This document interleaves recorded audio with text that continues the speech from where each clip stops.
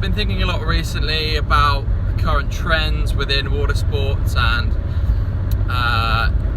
individual water sports and where they're going, and which is the most popular, which is the least popular, what's declining, what's increasing in popularity. And I think just throwing a question out there to anyone that's watching the video, what you personally think is the most popular water sport right now in 2019, just going to the peak season into the summer.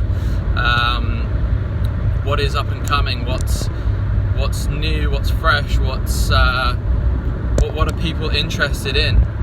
You know, I think definitely paddleboarding has really caught on over the last couple of years, and I really put that down to the really low barrier to entry. With a lot of water sports, I find that you do need a bit of instruction, maybe 1, 2, 3 lessons to actually get you there in the first place, to get you like started. Whereas paddleboarding, it's advisable to get a lesson, but really anyone can pick one off the shelf and go straight onto a lake, river, maybe even to the sea, and just do it straight off the bat. So I think that's why paddleboarding in particular is increasing popularity. Now, within the water sports culture, people hop around between different things. So like for the last couple of years, foiling's become really popular. Kite surf foiling, windsurf foiling, even sup foiling to a certain extent, and different forms of foiling has really sparked in interest. Whether that's still a niche area and as a mass, maybe not increasing hugely, but I don't know. It's definitely a discussion I've kind of been thinking about recently, and what is really up there with the most popular. Wakeboarding, water skiing. People are going away on holidays and taking up these sorts of things. And I've always been interested in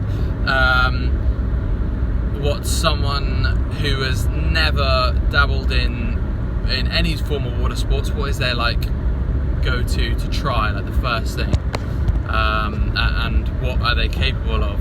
I think something like windsurfing and maybe kite surfing to a certain extent has a bit of a higher barrier to entry. You need to be kind of technically skilled to even start in the first place. I don't think anyone can really necessarily do it, and if you're not in the culture, or you're not really that involved in the first place, there might not be a reason for you to even try it out at all. So just thinking about these different sports and who can do them and why people do them. And I personally think that kite surfing has really taken off over the last few years, and I haven't actually ever tried kite surfing, but it's definitely something I'm going to do this summer.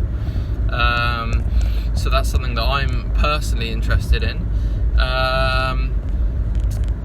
and even things like actual surfing, like back to the roots of where all these sports really came from. I don't actually know which is the original water sports. I can imagine it's probably something like surfing, because that at its core really is that's what I would call like a purist water sport, where you're just using like a board, and that's it. There's no other elements that like come into it.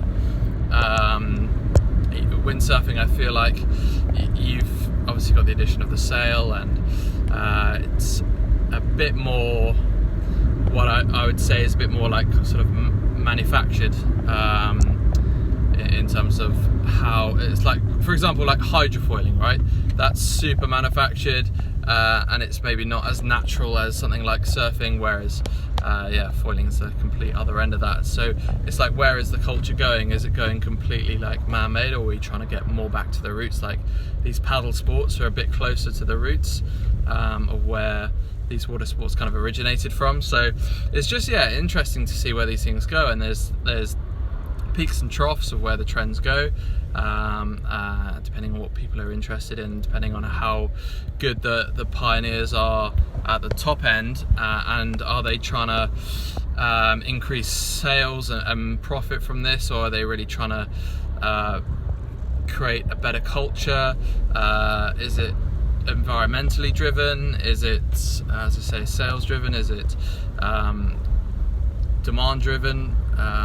All of these different questions definitely buzzing around in my head at the moment. So I think I'm just throwing the question out there to anyone that's watching the video. Like I say, what do you personally think is the up and coming trends and most popular water sports at the moment? It could be anything, not the ones that I've kind of listed in the video. It can be literally anything. What you think is really really up and coming and really driving the industry, and what reason as well.